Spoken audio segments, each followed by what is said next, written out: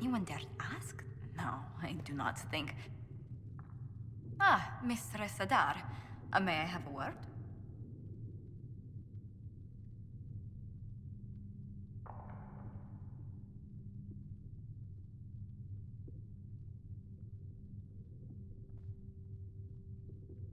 What did you need?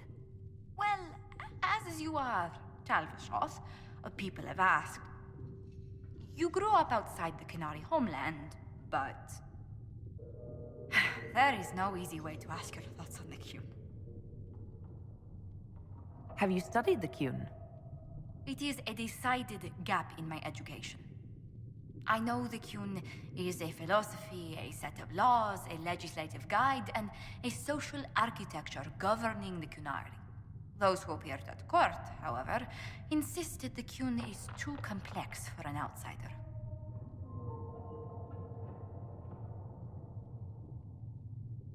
It's not because you're human. Real Qunari tell me I'll never understand the Qun. Yet they take converts. Their criteria is beyond my grasp. Do you believe in any of the Qun's philosophies? I've met mages living under the Qun. Believe it or not, they trust magic even less than the Chantry. Which indicates you have no reason to join them, and yet people ask how a Qunari could be Andraste's herald. It worries them if they believe it, and angers them if they do not. Convincing them of your good intentions will be tasking. Maybe they'd go easier on the Qunari Herald if they knew of my winsome smile. I'll be sure to add a postscript to my letters. Strangely, your mercenary work is not so inflammatory.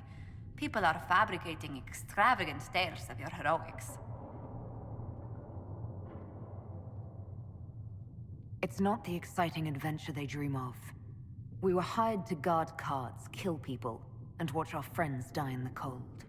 It sounds like a grueling life.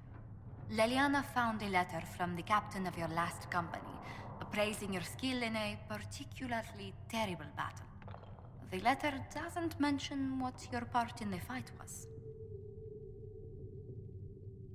Captain Tully praised me.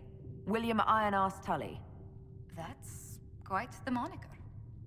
But yes, your captain went so far as to say he'd have lost entire battles without you. I thought Captain Tully didn't even notice me. It would be difficult to miss someone of your stature, Herald. Perhaps your captain felt it improper to play favorites. He certainly valued your skills in your last engagement.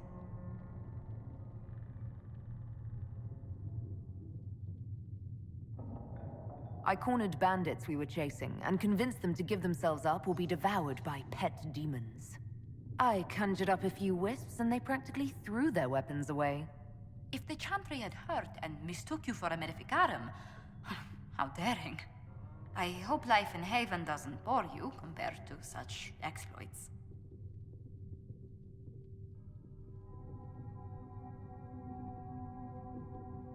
The giant pulsing tear in the sky does keep things lively. So do the arguments in the war room. Ah, our voices carry that far, do they? I must bring that up at the next meeting.